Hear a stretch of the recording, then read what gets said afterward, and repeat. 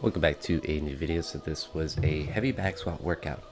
Now I had normally tentatively planned, and this is why I like having my notebook of workout drafts, because these are things that I will change that aren't really that big of a deal, but if you write something down then you change it, then it becomes a schematics type issue where you have one day written and trying to like get that all organized in a notebook versus having it in a draft notebook that you don't actually, it's not actually where I keep track of things, it's just where I doodle the ideas or the plans that I may have or want to try for various weeks or days of training.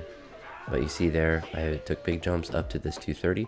Originally, this was going to be a front squat workout, but I was feeling motivated to back squat. And the 230 was as close as it can get without being a make, which is frustrating. And that was not actually the rep that I strained my calf on.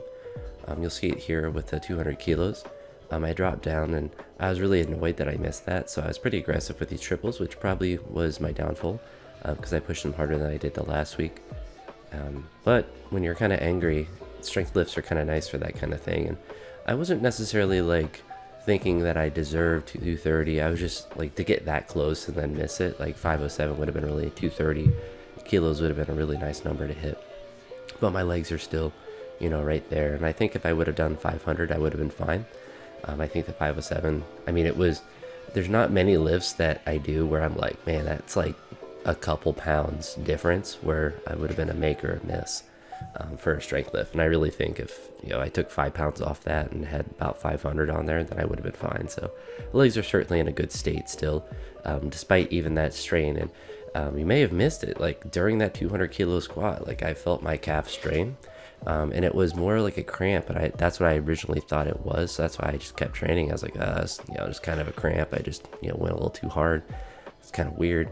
But then the next couple days were impacted by that, and really kind of the rest of the week, because I didn't lift as well with snatches in particular. But it was mostly the discomfort that I felt was in the very, very bottom of a squat. So I would imagine that because, I don't know. I actually don't know why snatches were more impacted. Maybe just randomness, but I guess because doing jerks didn't bother at all, like all these push presses, all of this wasn't impacted from the calf at all.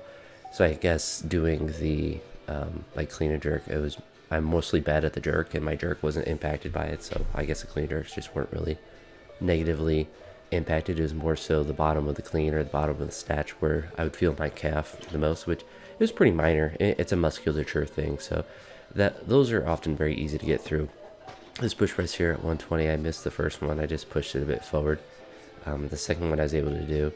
I was hoping to potentially do a double, but obviously that was way too difficult to do a double there. But after this 120, I went up to 130 for a jerk, and I was actually really happy with how this felt and the technique of it.